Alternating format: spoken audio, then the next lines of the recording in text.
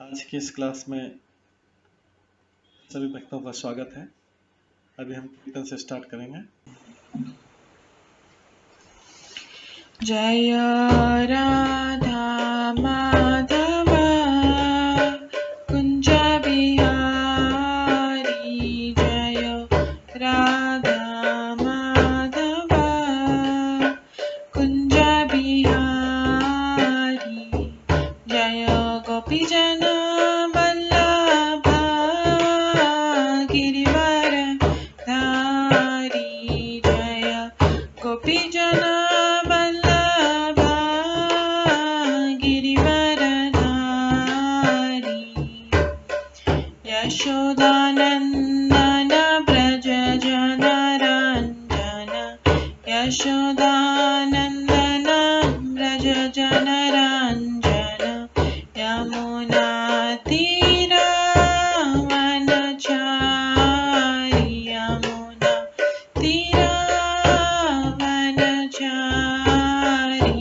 जय राधा माधव कुंज बिहारी, जय राधा माधव कुंज बिहारी, हरे कृष्णा कृष्णा कृष्णा हरे हरे, हरे राम राम राम हरे हरे, हरे कृष्णा कृष्णा कृष्णा हरे हरे, हरे राम राम राम हरे हरे,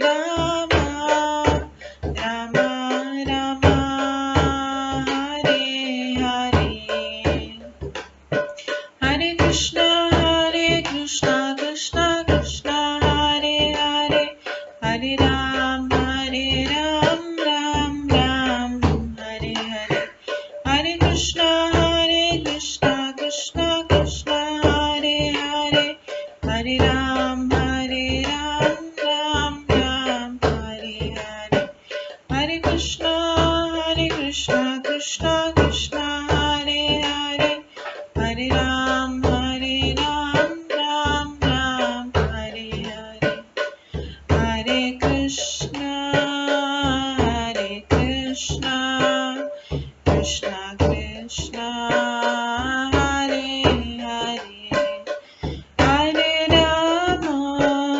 राम राम राम हरे हरे, हरे कृष्णा कृष्णा कृष्णा हरे हरे, हरे राम राम राम हरे हरे, जय राधा माधव राधे, जय राधा गोविंद राधे, जय गौरनिताय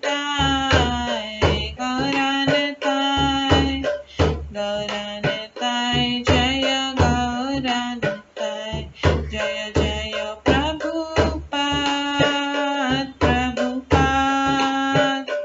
प्रभुपाद जय जय प्रभुपाद, जय जय गुरुदेव जय जय गुरुदेव, नित्य गौर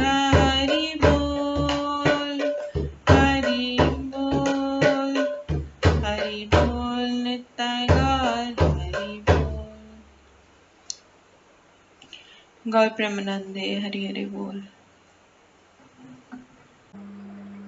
हरे कृष्णा। आज की इस क्लास में सभी भक्तों का स्वागत है। अभी मंगलाचरण से स्टार्ट करेंगे। ॐ अज्ञानतिमिरन्धस्य ज्ञानाञ्जनशलाकया चक्षुरुन्मिलितं येन तस्मै श्रीगुरुवे नमः। श्रीचैतन्यमनोभीष्टं स्थापितं येन भूतले स्वयं रूप कदा मह्यं ददाति स्वपदान्तिकम्। वन्देऽहं श्रीगुरो श्रीयुतपदकमलं श्रीगुरुं वैष्णवांश्च श्रीरूपं साग्रजातं सहगण रघुनाथान्वितं तं सजीवं साद्वैतं सावधूतं परिजनसहितं कृष्णचैतन्यदेवं श्रीराधाकृष्णपादां सहगण ललिता श्रीविशाखान्वितांश्च नमो विष्णुपदाय कृष्णपृष्ठाय भूतले श्रीमते भक्तिवेदान्त स्वामिन्निति नामिने। नमस्ते सरस्वती देवे गौरवाणी प्रचारिणे निर्विशेष शून्यवादी पाश्चात्य देशतारिणे। वाञ्छाकल्पतरुभ्यश्च कृपा सिन्धुभ्येव च पतितानां पावनेभ्यो वैष्णवेभ्यो नमो नमः। जय श्री कृष्ण चैतन्य प्रभु नित्यानंद श्री अद्वैत गदाधर शिवासादि गौर भक्तवृंद। हरे कृष्णा कृष्णा कृष्णा हरे हरे, हरे राम राम राम हरे हरे।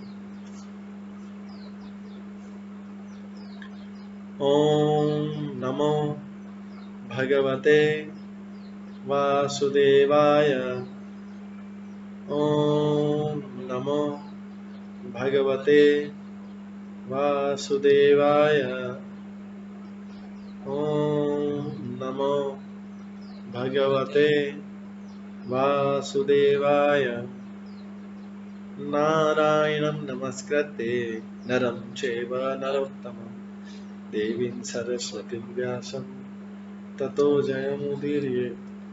नष्टप्रायेषु भद्रेषु नित्यं भागवत सेवया भगवते उत्तम श्लोके भक्तिर्भवति नैष्ठिकी। कृष्णाय वासुदेवाय देवकी नंदनाय च नन्दगोपकुमाराय गोविन्दाय नमो नमः।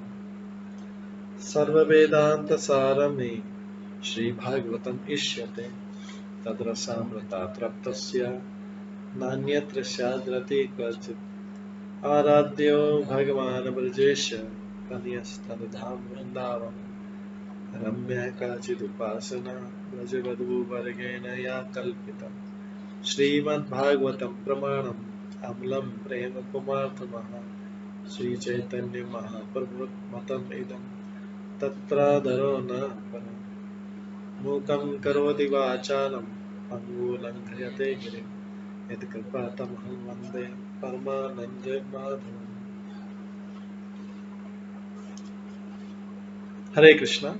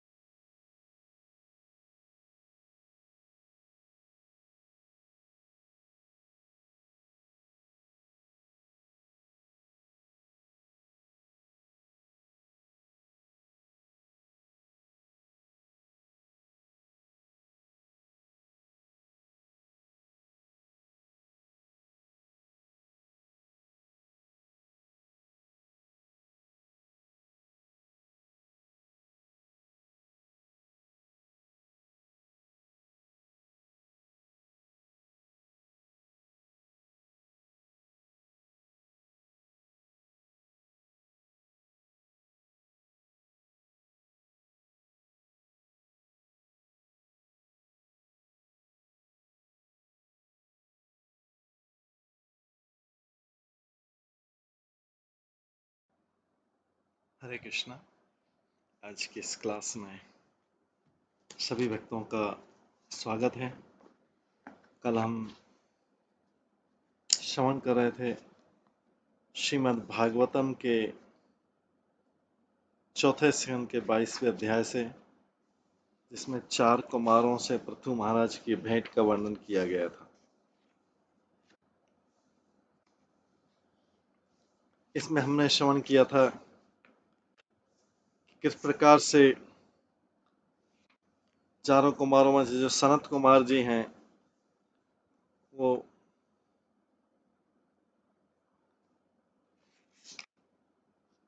पृथु महाराज को उपदेश दे रहे हैं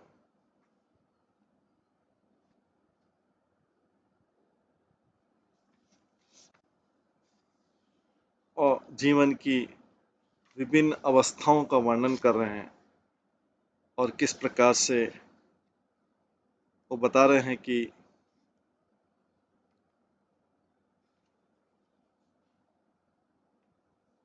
धन कमाने तथा इंद्रिय तृप्ति के लिए उसके उपयोग के विषय में निरंतर सोचते रहने से मानव समाज के प्रत्येक व्यक्ति का पुरुषार्थ विनष्ट हो जाता है। जब कोई ज्ञान तथा भक्ति से शून्य हो जाता है तो वृक्षों तथा पत्थरों किसी जड़ योनियों में प्रवेश करता है।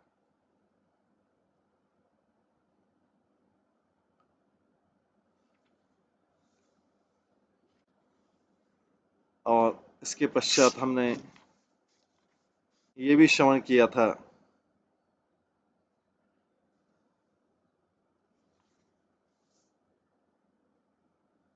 कि जो अज्ञान के सागर को पार करने की प्रबल इच्छा रखते हैं उन्हें कभी भी तमोगुण के साथ नहीं जुड़ना चाहिए। उन्हें सुखवादी कार्य, धर्म, अर्थ, काम तथा मोक्ष, क्योंकि सुखवादी कार्य जो हैं धर्म, अर्थ, काम तथा मोक्ष के मार्ग में अत्यंत बाधक है।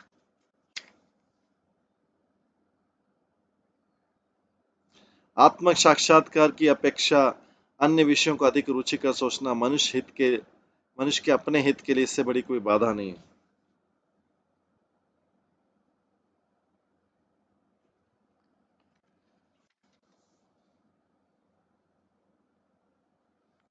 और ये भी श्रवण किया था, जब मनुष्य अपनी मूल चेतना से इधर उधर हटता है, वरना तो अपनी पूर्व स्थिति को स्मरण रख पाता, न वर्तमान स्थिति को पहचान पाता, और स्मरण शक्ति के नष्ट हो जाने पर जितना भी ज्ञान अर्जित किया है वो एक झूठी आधारशिला पर टिका रहता है। और जब ऐसी घटना घटती है तो पंडित जन कहते हैं कि आत्मा का विनाश हो गया।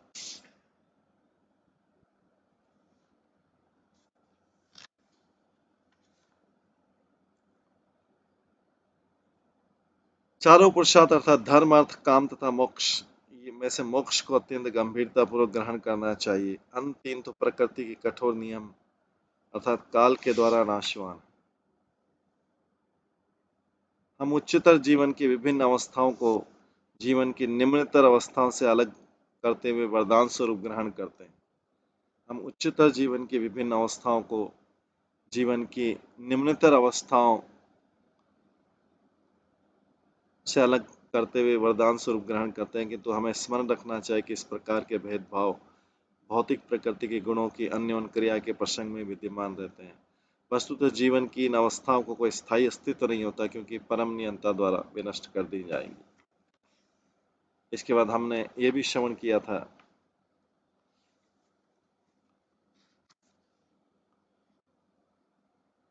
कि हम इस संसार में जीवन के उच्चतर रूप को आशीर्वाद के रूप में ग्रहण करते हैं, निम्नतर रूप को अभिशाप के रूप में हम लोग ग्रहण करते हैं। उच्चतर तथा निम्नतर का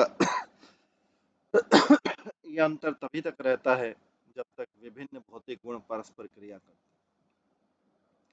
दूसरे शब्दों में हम अपने अच्छे कर्मों से उच्चतर लोगों को या उच्चतर जीवन स्तर को प्राप्त होते हैं। ये सब पुण्य कर्मों के प्रतिफल हैं। इसी तरह अपवित्र कार्यों से हम अशिक्षित रह जाते हैं, कुरूप शरीर पाते हैं, गरीब बने रहते इत्यादि। किंतु जीवन की विभिन्न अवस्थाओं सतो, रजो, तमोगुण की पारस्परिक क्रिया द्वारा प्रकृति के नियमों का अधीन ये सारे गुण समग्र विश्व के विलय के समय कार्य करना बंद कर देते हैं। अतः भगवान ने भगवद गीता में कहा है, आ ब्रह्म भुवना लोका पुनरावर्तिनो अर्जुना माम उपैति तो कौन्तेय पुनर्जन्म न विद्यते।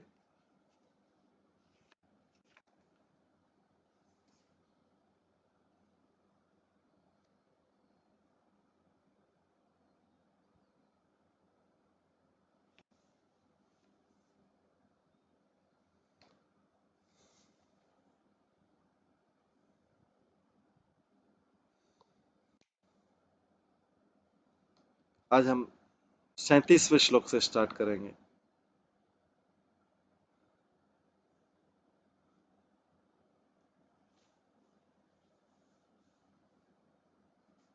तत्त्वं नरेन्द्र जगतामथ तस्थुषां च देहेन्द्रियासुधिषणात्मभिरात्मताम्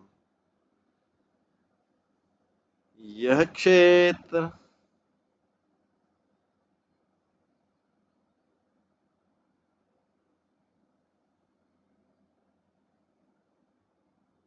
यह क्षेत्र वित्तपतया हृदि विश्वकावि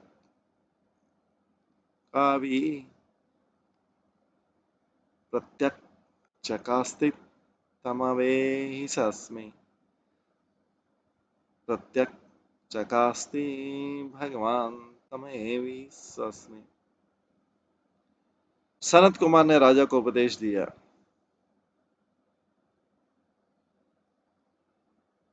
अतः राजा पृथु उन भगवान को समझने का प्रयास करो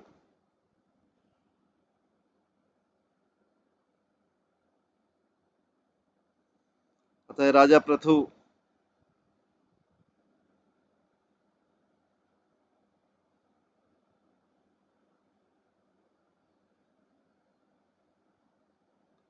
उन भगवान को समझने का प्रयास करो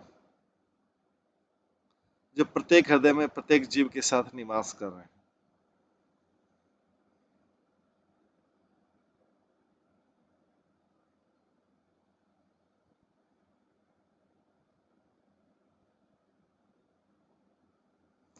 चाहे वो चर हो या अचर हो, प्रत्येक जीव स्थूल भौतिक शरीर से तथा प्राण एवं बुद्धि से निर्मित सूक्ष्म शरीर से पूर्णतया आवृत। तात्पर्य श्लोक में विशेष रूप से उपदेश दिया गया कि मनुष्य जीवन में आर्थिक विकास के लिए प्रयत्न करने तथा इंद्रिय तृप्ति में समय गंवाने की अपेक्षा मनुष्य को चाहिए कि उन भगवान को समझते हुए आध्यात्मिक गुणों के अनुशीलन का प्रयत्न करे जो प्रत्येक जीव के हृदय में विराजमान। आत्मा तथा परमात्मा दोनों ही रूपों में एक साथ भगवानी शरीर में आसीन है, जो स्थूल तथा सूक्ष्म तत्वों से ढका रहता है। इसे समझ लेना ही वास्तविक आध्यात्मिक संस्कृति पाना। आध्यात्मिक संस्कृति में प्रगति करने की दो विधियां हैं, एक तो निर्विशेषवादियों की विधि तथा दूसरी भक्ति। विशेषतः निर्विशेषवादी इस निष्कर्ष पर पहुंचता है कि वह तथा परमात्मा एक है, किंतु भक्त तथा अथवा सगुणवादी परम सत्य का साक्षात्कार यह समझकर करता है कि प्रभु परम नियंता है, हम जीवात्मा उसी के अधीन है और हमारा धर्म है कि हम उसकी सेवा करें। वैदिक आदेश है कि तत्त्वमसि तुम वही हो तथा सोहम मैं वही हूँ। इन मंत्रों की निर्विशेषवादी व्याख्या है कि परमेश्वर या परम सत्य तथा जीवात्मा एक है।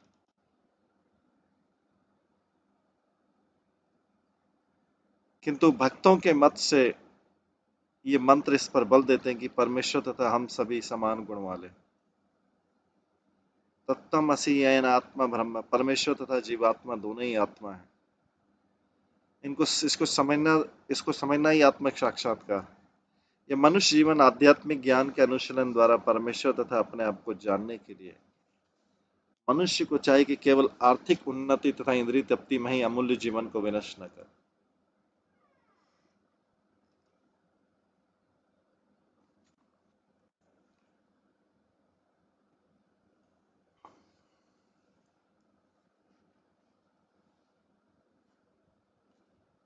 इस श्लोक में क्षेत्रविक शब्द ही महत्वपूर्ण है। भगवद गीता में इस शब्द की व्याख्या की कि इदम शरीरम कौन्तेय क्षेत्रम इत्यभिधीयते। यह शरीर क्षेत्र कर्म क्षेत्र कहलाता है और शरीर के स्वामी क्षेत्रविद कहलाते हैं, किंतु इन दोनों क्षेत्रविदों में अंतर है। एक क्षेत्रविद अर्थात शरीर का ज्ञाता परमात्मा है जो प्रत्येक आत्मा को निर्देशित करता है। परमात्मा से सही निर्देश प्राप्त करने पर सफलता प्राप्त होती है।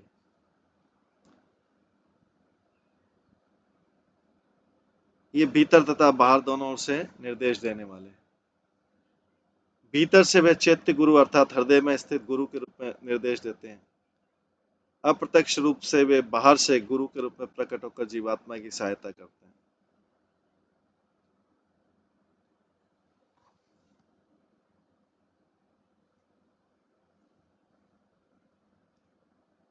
भीतर बाहर दोनों से निर्देश, भीतर से वे चित्त गुरु अर्थात हृदय में स्थित गुरु के रूप में देश देते हैं, अप्रत्यक्ष रूप से बाहर से गुरु रूप में प्रकट होकर जीवात्मा की सहायता करते रहते हैं। दोनों ही तरह से भगवान जीवात्मा को निर्देश देते रहते हैं, जिससे वह भौतिक कार्यकलाप पूरा करके भगवान के धाम वापस जा सके।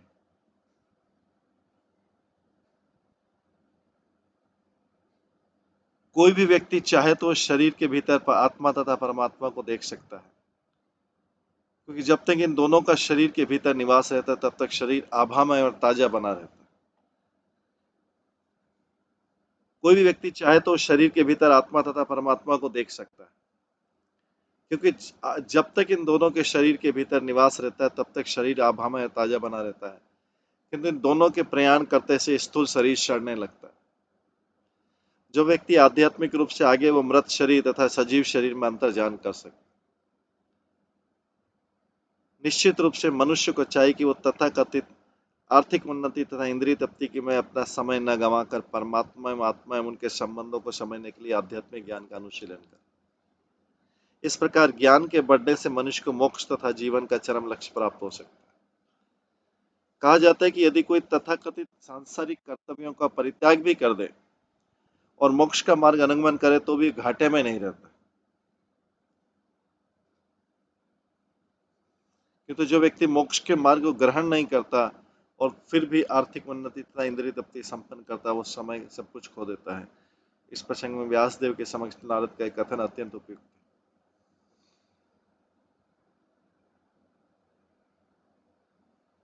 त्यक्त्वा स्वधर्माचरणाम्बुजं हरे भजन् पक्वोत्पते ततो यदि यत्र को वा भद्रं भूतमुष्यं को वार्थ आप्तो भजताम स्वधर्मतः। यदि कोई व्यक्ति चाहे भावावेश में हो या अन्य किसी कारण से भगवान के चरणारविंद की शरण ग्रहण करता हो, और यदि कालक्रम में जीवन का चरम लक्ष्य प्राप्त नहीं कर पाता या अनुभव की कमी से नीचे गिर जाता है तो कोई क्षति नहीं होती, किंतु जो मनुष्य भक्ति न करके केवल अपने भौतिक कर्तव्य ही अच्छी तरह निभाता है, उसे कोई लाभ नहीं होता। जो मनुष्य भक्ति न करके केवल अपने भौतिक कर्तव्य निभाता रहता है, उसे कुछ लाभ नहीं होता।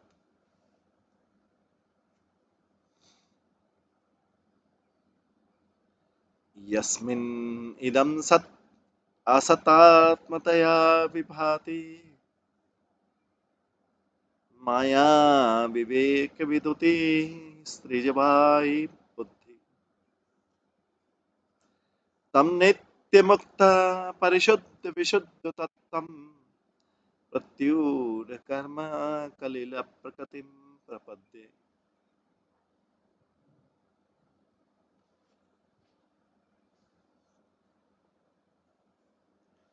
भगवान इस शरीर के भीतर कारण तथा कार्य के एकाकार रूप में अपने को प्रकट करते हैं,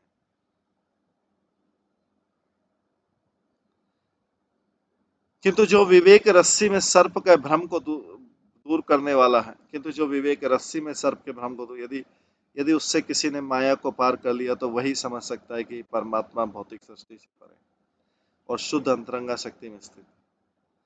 भगवान समस्त भौतिक कलमश से परे हैं और एकमात्र उन्हीं की शरण में जाना चाहिए।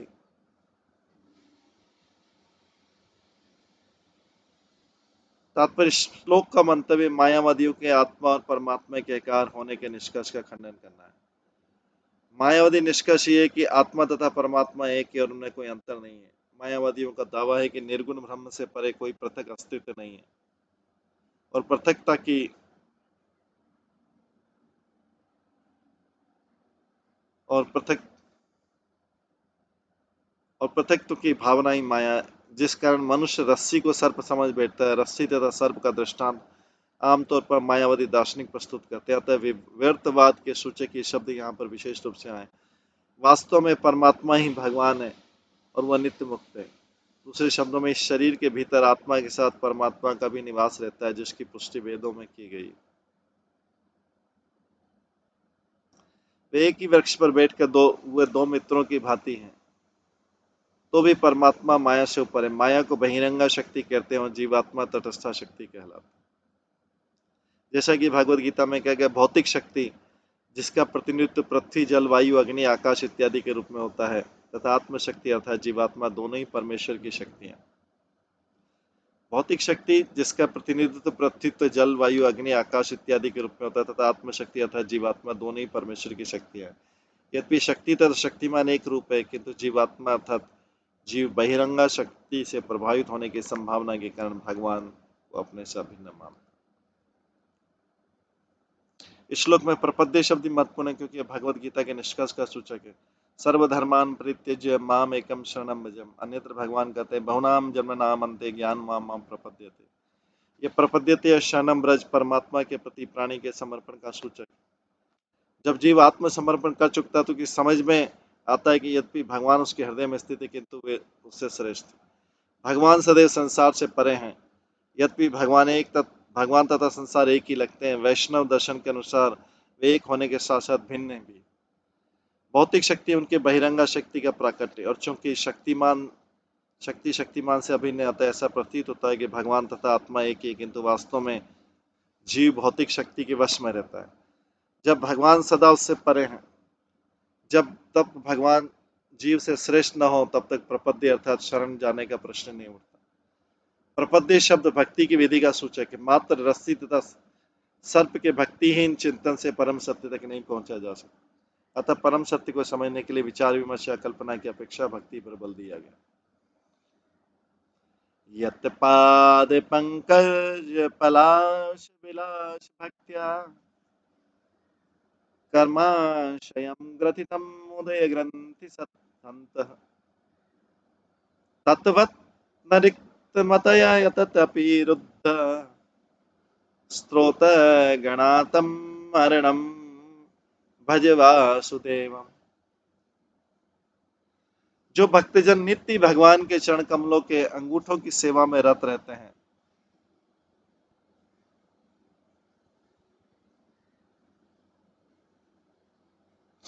जो भक्तजन नित्य भगवान के चरण कमलों के अंगूठों की सेवा में रत रहते हैं, वे सकाम कर्म की ओर जोर से बंधी गांठ जैसी इच्छाओं को सरलता से लांघ जाते हैं।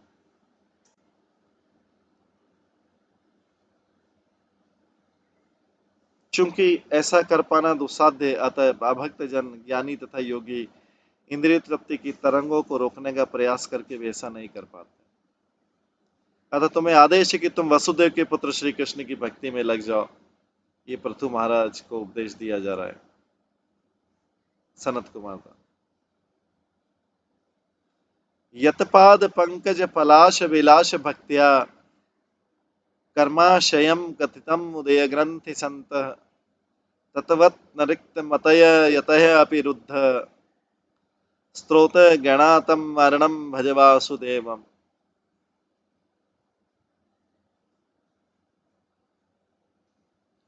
जो भक्तजन नित्य भगवान के चरण कमलों के अंगूठों की सेवा में रत रहते हैं, वे सकाम कर्म की ओर की जोर से बंदी गाड़ जैसी इच्छाओं को सरलता से लांघ जाते हैं।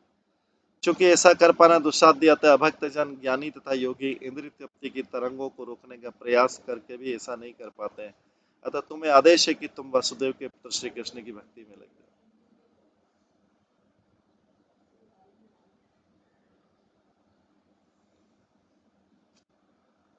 तात्पर्य तीन प्रकार के अध्यात्मवादी, ज्ञानी, कर्मी तथा भक्त, प्रकृति के गुणों के प्रभाव पर काबू पाने के लिए प्रयत्नशील रहते हैं। ये सभी इंद्रियों के प्रभाव को, जो नदी का निरंतर लहरों के समान है, जीतने का प्रयत्न करते हैं। नदी की लहरें अनवरत उठती हैं, उन्हें रोक पाना दुष्कर है। इसी प्रकार भौतिक सुख की इच्छा की लहरें भी इतनी प्रबल होती कि उन्हें भक्ति योग के अतिरिक्त अन्य किसी उपाय से रोका नहीं जा सकता। भक्तजन भगवान के चरण कमलों के प्रति अपनी दिव्य भक्ति के कारण दिव्य आनंद से इतने अभिभूत उठते हैं कि उनकी भौतिक इच्छाएं स्वयं रुक जाती।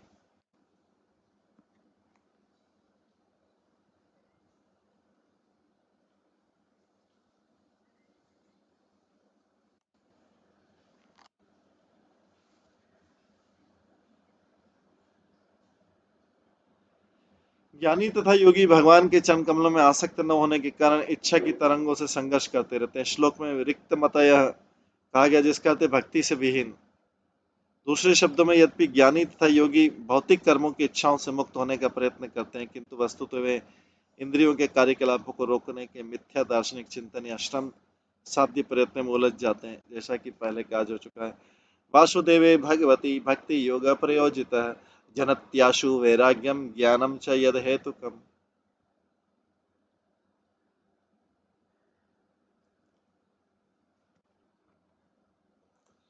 यहाँ पर भी इस बात पर भले भज वासुदेव बताता है कि जो वसुदेव के पुत्र श्री कृष्ण की प्रेम भक्ति में लगा रहता है, वह सरलता से इच्छा की तरंगों को रोक सकता है। जब तक इन तरंग को कृत्रिम ढंग से रोकने का प्रयास होता रहेगा, उसमें असफलता ही हाथ लगेगी। इस श्लोक में यही संकेत मिलता है, सकाम कर्म की इच्छाओं की जड़ें गहरी, किंतु इच्छा रूपी वृक्षों को भक्ति से पूर्ण रूप से उन्मूलित किया जा सकता है, क्योंकि भक्ति श्रेष्ठ इच्छा का प्रयोग करती है। श्रेष्ठ इच्छाओं में लगे रहने से निकृष्ट इच्छाओं को त्यागा जा सकता है। इच्छाओं को रोक पाना असंभव है। निकृष्ट इच्छाओं में प्रवृत्त न हो, इसके लिए परमेश्वर की इच्छा करनी रहती है। ज्ञानी लोग परमेश्वर से एकाकार होने की इच्छा बनाए रखते हैं।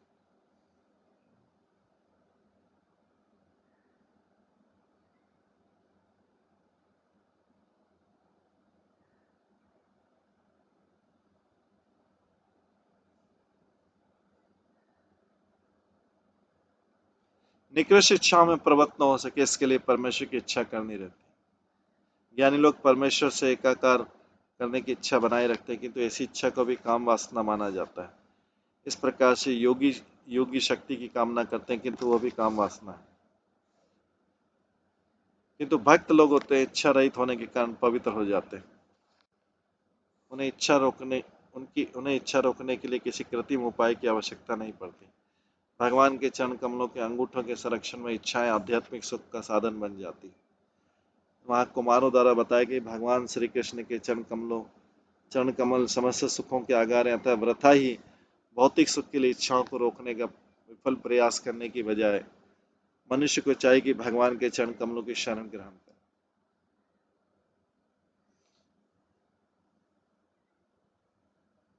भगवान श्री कृष्ण के चरण कमल समस्त सुखों के आगार हैं, अतः वृथा ही भौतिक सुख के लिए इच्छाओं को रोकने का विफल प्रयास करने के बजाय मनुष्य को चाहिए कि भगवान के चरण कमलों की शरण ग्रहण।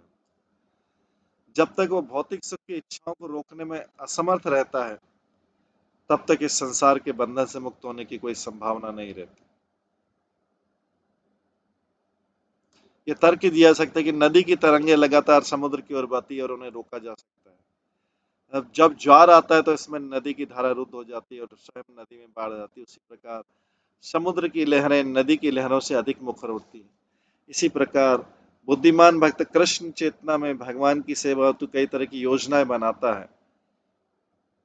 बुद्धिमान भक्त कृष्ण चेतना में भगवान की सेवा हेतु कई तरह की योजनाएं बनाता है, जिससे अचल भौतिक इच्छाएं भगवान की सेवाओं की इच्छाओं से अप्लावित हो जाती है। जैसा कि यमुनाचार्य ने पुष्टि की कि जब से वे भगवान के चरण कमलों की सेवा को उन्मुख हुए हैं, तब से नित्य ही भगवान की सेवा करने की नवीन से नवीन इच्छाएं उठती रहती हैं, जिसके फलस्वरूप विषय जीवन की इच्छा तुच्छ पड़ गई है। वे तो यहाँ तक कहते हैं कि वे ऐसी इच्छाओं पर थूकते हैं।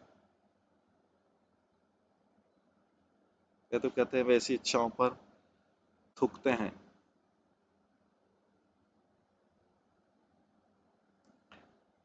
भगवत गीता में पुष्टि कहता है, परम दृष्टा निवर्तते। निष्कर्षतः भगवान के चरण कमलों की सेवा के लिए प्रेम पूर्ण इच्छा विकसित करने से इंद्रिय तृप्ति की सारी इच्छाएं दमित हो सकती।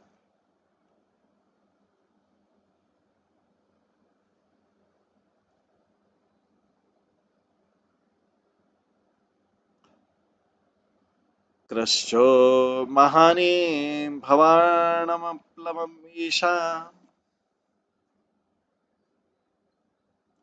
कृष्ण महानी भवानमप्लवमीशाम्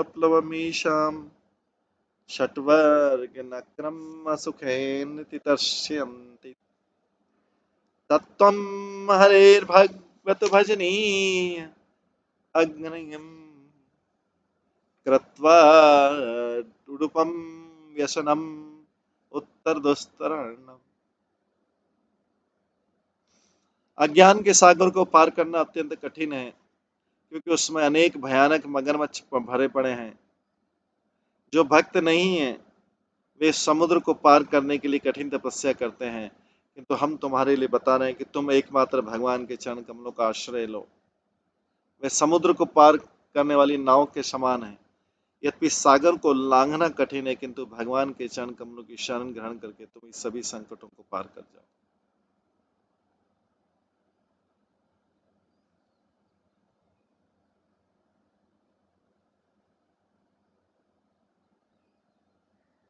तात्पर्य यहाँ पर संसार की तुलना अज्ञान के विशाल सागर से की गई। सागर का दूसरा नाम वैतरणी है।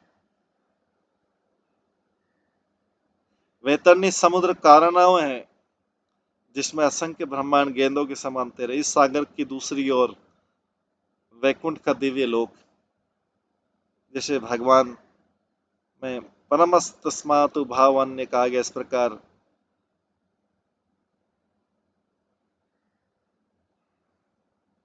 भौतिक प्रकृति के पर एक निरंतर विद्यमान रहने वाली आध्यात्मिक प्रकृति है।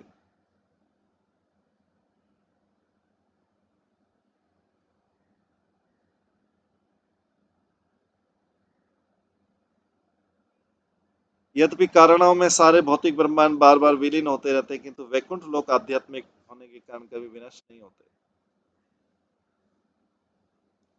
वे नित्य विद्यमान रहते हैं। मनुष्य शरीर धारण करने से जीवात्मा को अज्ञान सागर, जो यही भौतिक ब्रह्मांड है, पार करके परम में प्रवेश करने का अवसर प्राप्त होता है। यद्यपि अनेक उपायों और नावों से समुद्र पार किया जा सकता है, किंतु कुमारगण राजा को भगवान के चरण कमलों की शरण ग्रहण करने की सलाह देते हैं। जैसे मनुष्य किसी अच्छी नाव का सहारा लेना चाहेगा। अभक्त लोग जो भगवान के चरण कमलों की शरण ग्रहण नहीं करते हैं, अभक्त लोग जो भगवान के चरण कमलों की शरण ग्रहण नहीं करते हैं, उन्हें अन्य उपाय से अज्ञान के सागर को पार करने का यत्न करते हैं, किंतु उन्हें इसमें काफी कठिनाई उठानी पड़ती है। कभी कभी तो इतनी कठिनाई में फंस जाते हैं कि समुद्र पार ही नहीं कर पाते हैं। अभक्तों के इस गारंटी अभक्तों को इसकी गारंटी नहीं है कि वे समुद्र को पार कर ही लें, और यदि पार कर भी लें तो उन्हें कठिन तपस्या करनी होती है।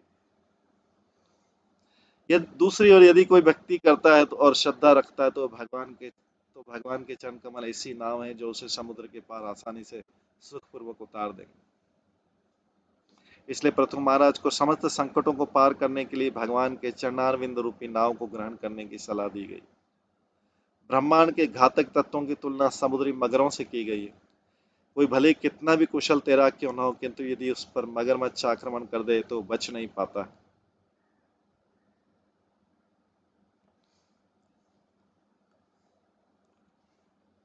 कभी कभी देखा जाता है कि अनेक तथाकथित स्वामी तथा योगी अपने आप को विज्ञापित करते हैं कि वे अज्ञान के सागर को पार कर सकते हैं तथा अन्यों को भी पार करने में सहायता कर सकते हैं, कि तो वास्तव में वे अपनी ही इंद्रियों के शिकार होते हैं। अपने अनुयायियों को अज्ञान रूपी समुद्र को पार कराना दूर रहा, ऐसे योगी तथा स्वामी स्त्री रूपी माया के शिकार हो जाते हैं और समुद्र के मगरों द्वारा निकल जाते हैं।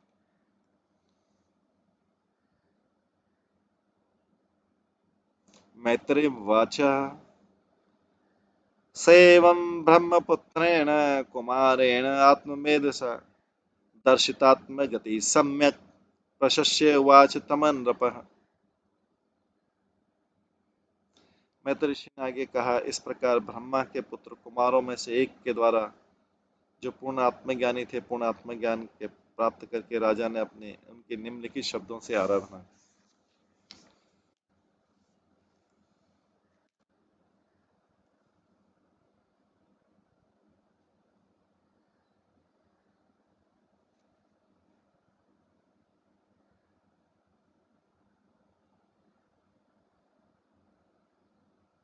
आत्मनि का अर्थ है भगवान श्री कृष्ण में, या परमात्मनि अर्थात भगवान श्री कृष्ण परमात्मा है, ईश्वर परम कृष्ण। अतः जिसका मन कृष्ण चेतना में लगा हो वो आत्ममेधा है। इसका विलोम शब्द ग्रह मेदी है, जिसे ऐसे व्यक्ति का बोध होता है जिसका मन सदैव भौतिक कार्यों के चिंतन में उलझा रहता है। क्योंकि ब्रह्मा के पुत्र सनत कुमार पूर्णतः श्री कृष्ण के भक्त थे, अतः वे आत्म उन्नति का मार्ग बता सकते थे। आत्मगति शब्द कर्मों के उस पथ का सूचक है जिससे मनुष्य श्री कृष्ण को जान सकता है।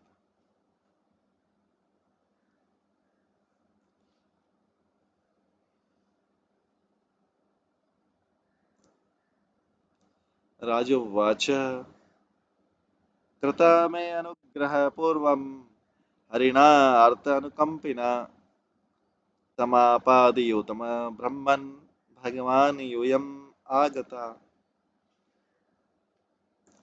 राजा ने के ब्राह्मण है शक्तिमान, पहले भगवान विष्णु ने मुझ पर अहेतु की कृपा प्रदर्शित की थी। राजा पृथु अब बोल रहे हैं, हे ब्राह्मण है शक्तिमान, पहले भगवान विष्णु ने मुझ पर अहेतु की कृपा प्रदर्शित की थी और इस संकेत दिया था कि आप मेरे घर पधारेंगे।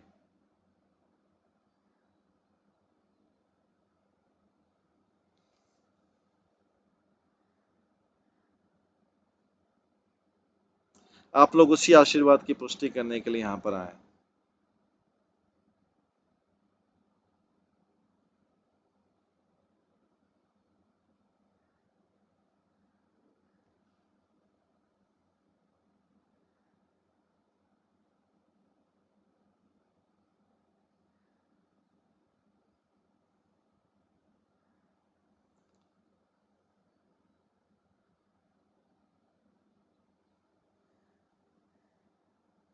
तात्पर्य, भगवान विष्णु उस समय यज्ञ स्थल पर प्रकट हुए जब राजा पृथु महान अश्वमेध कर रहे थे।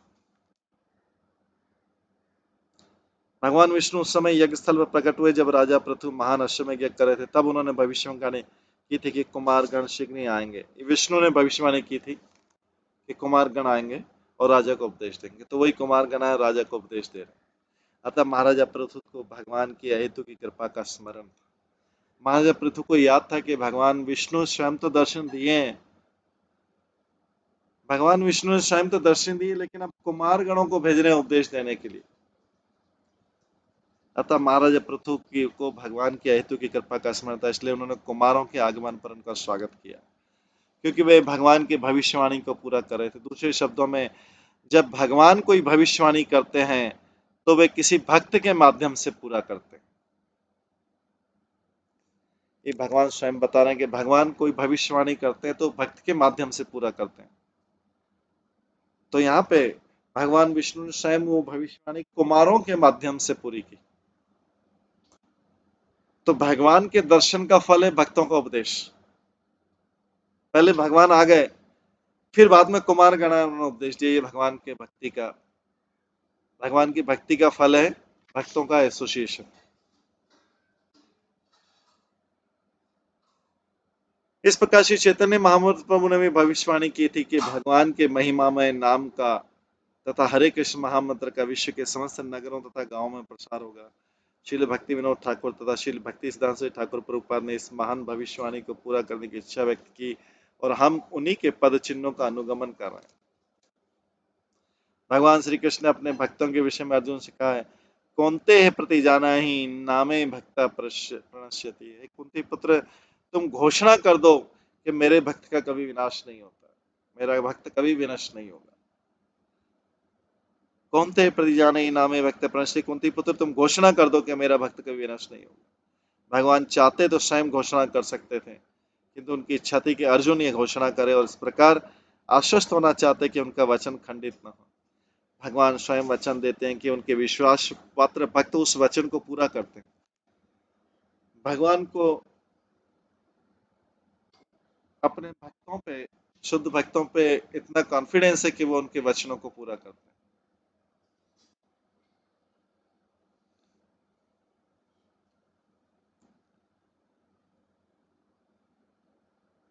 भगवान विपत्तिग्रस्त मानवता के लाभ हेतु अनेक वचन देते रहते हैं। यद्यपि भगवान विपत्तिग्रस्त मानव पर दयालु रहते हैं, किंतु मनुष्य सामान्यतः उनकी सेवा के लिए आतुर नहीं रहते।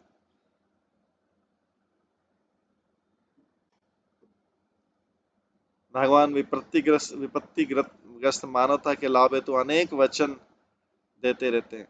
यद्यपि भगवान विपत्तिग्रस्त मानव पर दयालु रहते हैं, किंतु मनुष्य उन पे भगवान पे दयालु नहीं रहता। मनुष्य भगवान की सेवा नहीं करना चाहता। भगवान हमेशा मनुष्य के ऊपर दयालु रहते हैं,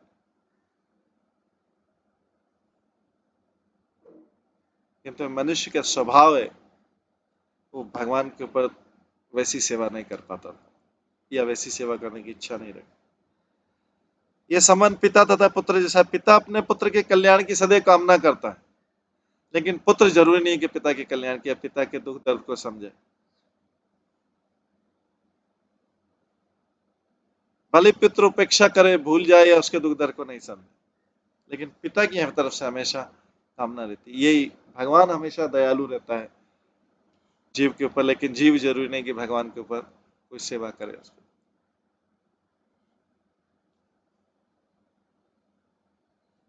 ईश्वर जीवात्माओं पर इतने दयालु रहते हैं कि वे पतित आत्माओं के लाभ हेतु तो स्वयं ही संसार में अवतरित होते हैं।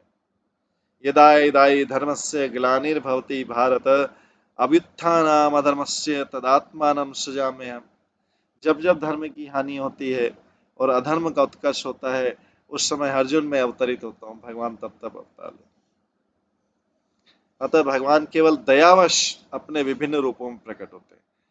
भगवान के अवतार भी अपने लिए नहीं, भगवान तो अपना गोलोक वृंदावन वैकुंठ में रह सकते हैं। यहाँ आने की क्या जरूरत है? यहाँ आने की भगवान को क्या जरूरत है?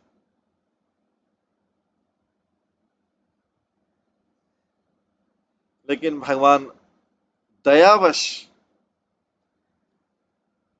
भगवान जो है दयावश विभिन्न रूपों में प्रकट हो। ये भगवान की दया है जीवों के ऊपर, कि ये और नहीं गिर जाए जीव, और ज्यादा सफरिंग में, और ज्यादा दुख में के सागर में नहीं डूबता रहे, कभी बाहर ही नहीं निकल पाए। ये भगवान की दया है। अवतार, भगवान के अवतार, भगवान केवल दयावश अपने विभिन्न रूपों में प्रकट हो।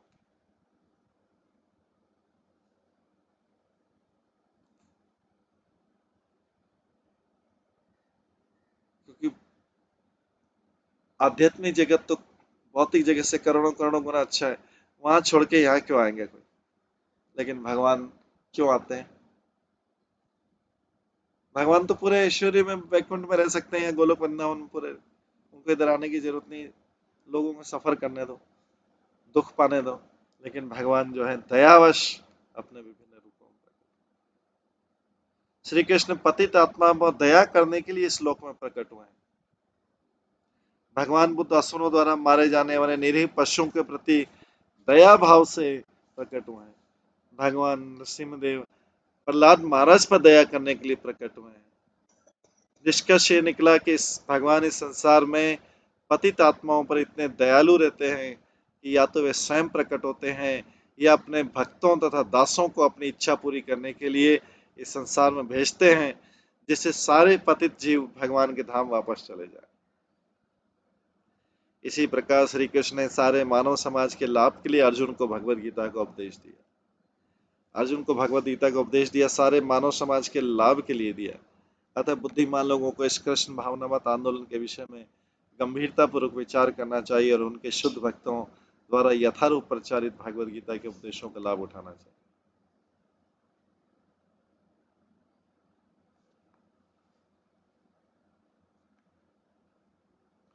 निष्पादित च कात्स्यनेन भगवती घृणालुर्भि साधुच्छिष्टम ही मे सर्वम आत्मना सह किम ददेन। अभी पृथु राजा सनत कुमार से बोल रहे हैं, चारों कुमारों से, ब्राह्मण, आपने तो भगवान के आदेश का सम्यक पालन किया, क्योंकि आप भी उन्हीं के समान उदार हैं। भगवान के भक्त भी भगवान के समान उदार रहते हैं। अतः मेरा कर्तव्य है कि आपको कुछ अर्पित करूं। पर तुम्हारा बोल रहे हैं आपने इतना उपदेश दिया, मैं आपको क्या अर्पित करूं? मेरे पास जो कुछ भी मेरे पास जो कुछ भी, वो तो साधु पुरुषों के भोजन में से बचा हुआ, खुद बचा खुचा प्रसाद है। मैं आपको क्या दूं? मतलब जो ये राज्य सभी तो साधु लोगों के द्वारा आशीर्वाद का बचा खुचा प्रसाद है। मैं आपको क्या दूं? पृथु महाराज कह रहे हैं चारों कुमारों से इतना उपदेश सुनने के बाद। तात्पर्य श्लोक में साधु, साधु उच्छिष्टम शब्द महत्वपूर्ण, साधु उच्छिष्टम।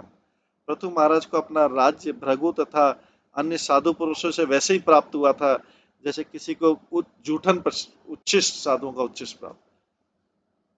राजा वेन की मृत्यु के बाद सारा विश्व लोकप्रिय शासक से वंचित हो चुका था। अनेक आपत्तियां घेरने लगी थी। अतः भृगु आदि ऋषियों ने राजा वेन के मृत शरीर से राजा पृथु के शरीर को उत्पन्न किया। चूंकि राजा पृथु को ऋषियों की कृपा से राज्य प्राप्त हुआ था, अतः वह अपने राज्यों को कुमारों जैसे ऋषि में वितरित नहीं करना चाह रहे थे। जब पिता भोजन करता है तो दयावश पुत्र को भी जूठन दे सकता है। जब पिता भोजन करता है तो पुत्र को जूठन दे सकता है, लेकिन पुत्र अपनी जूठन पिता को नहीं दे सकता।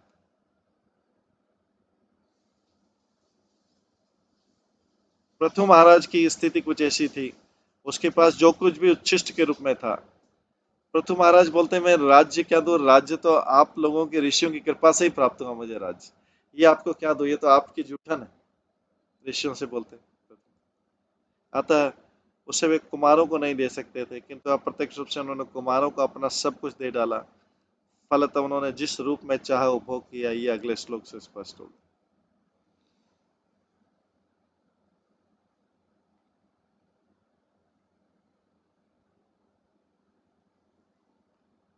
44वें श्लोक में आता है, प्राणाधारा प्राणाधारा सुता ब्रह्मन्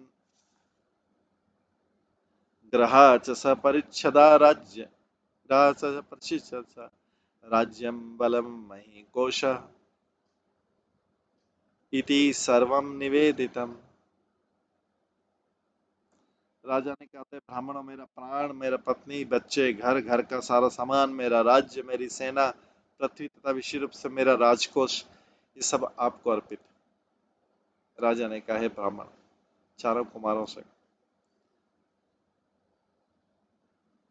तात्पर्य दारा के स्थान पर कहीं कहीं राय पाठ मिलता है, जिसका अर्थ है संपत्ति। भारत में अब भी कई ऐसे धनी व्यक्ति जो राज्य द्वारा राय के रूप में सम्मानित। भगवान श्री चैतन्य महाप्रभु का एक महान भक्त रामानंद राय कहलाता, क्योंकि मद्रास का राज्यपाल था, अत्यंत धनी था। अब भी अनेक राय उपाधिधारी हैं, राय बहादुर, राय चौधरी इत्यादि। दारा अर्थात पत्नी को ब्राह्मणों को दिए जाने की अनुमति नहीं। दान के पात्र को सब कुछ प्रदान किया जाता है, किंतु ये कहीं भी नहीं कहा गया पत्नी को दान में दिया जाए। यहाँ पर दारा के स्थान पर राय पाठ अधिक उपयुक्त है। यही नहीं, चूंकि पृथु महाराज ने कुमारों को सर्वस्व अर्पित कर दिया, पृथु महाराज ने कुमारों को सर्वस्व अर्पित कर दिया था, कोष खजाना का पृथक उल्लेख नहीं होना चाहिए। राजा देता महाराजा अपने निजी कोष रखते थे, जिसे रत्न भांड कहा जाता था। रत्न भांड विशेष रूप से कोष कक्ष होता था, जिसमें विशेष प्रकार के हीरे जवाहरात तथा चूड़ियां, हार इत्यादि रखे जाते थे, और ये नागरिकों द्वारा राजा को भेंट स्वरूप प्रदान। ये हीरे जवाहरात नियमित कोष से पृथक रखे जाते थे, जिससे भूमि कर आदि संचित होता। इस प्रकार पृथ्वी महाराज ने कुमारों के जन कमल में अपना निजी कोष अर्पित कर दिया।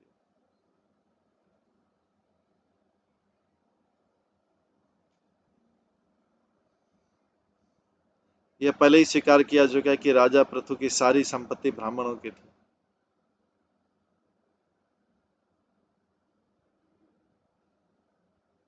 वो तो राज्य के कल्याण के लिए इसका उपभोग कर रहा था। यदि वो संपत्ति वास्तव में ब्राह्मणों की थी, तो किस प्रकार पुनः उन्हें प्रदान की जा सकती।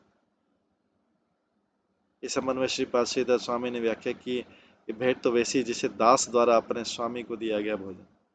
भोजन पहले से स्वामी का होता है, क्योंकि उसके द्वारा खरीदा हुआ होता है, किंतु सेवक भोजन बनाकर स्वामी के खाने योग्य बनाता है और उसे प्रदान करता है। इस तरह पृथु महाराज के पास जो कुछ था उसे उन्होंने कुमारों को अर्पित कर। सेनापत्यम च राज्यम च दंड नेत्रम एव च सर्वलोकाधिपत्यम च वेद शास्त्र वितारति। चूंकि केवल ऐसा व्यक्ति जो वैदिक ज्ञान के अनुसार पूर्ण रूप से शिक्षित हो, सेनापति, राज्य का शासक, दंडदाता तथा सारे लोक का स्वामी होने का पात्र होता है। अतः पृथु महाराज ने कुमारों को सर्वस्व अर्पित कर दिया।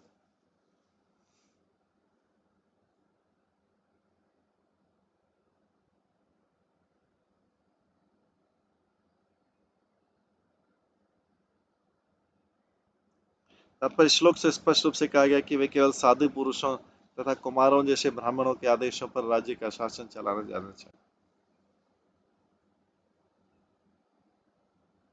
क्योंकि केवल ऐसा व्यक्ति जो वैदिक ज्ञान के अनुसार पूर्ण रूप से शिक्षित हो, सेनापति, राज्य का शासक, दंडदाता, सारे लोगों का स्वामी होने का पात्र होता था। पृथु महाराज ने कुमारों को सर्वस्व अर्पित कर दिया। तो श्लोक में स्पष्ट रूप से कहा गया केवल साधु पुरुषों तथा कुमारों जैसे ब्राह्मणों के आदेशों पर राज्य का शासन चलाना चाहिए। जब संसार में राजतंत्र का बोलबाला था, तो राजा को साधु पुरुष तथा ब्राह्मण परिषद के निर्देश थे।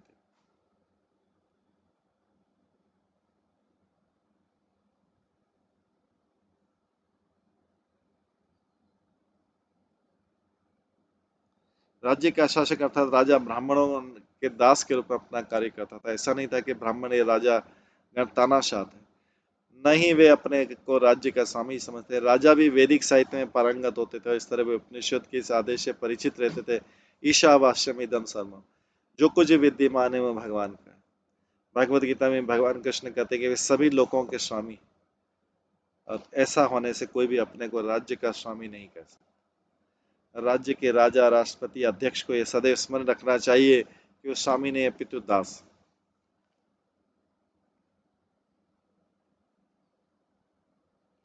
इस प्रकार से हम देखते हैं कि राजा जो सब कुछ जो है भगवान के दास के रूप में राजा भी रहता है, और वो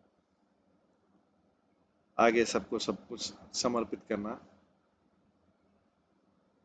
भगवान को या भगवान के दासों को समर्पित करना चाहता है। तो आज अभी समय हो गया, इसको हम यहीं पे विराम देते हैं। इसके आगे का जो क्लास है हम कल कल करेंगे, कल की क्लास में करेंगे।